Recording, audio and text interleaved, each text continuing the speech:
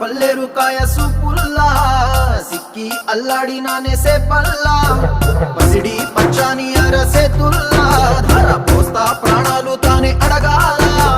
Sita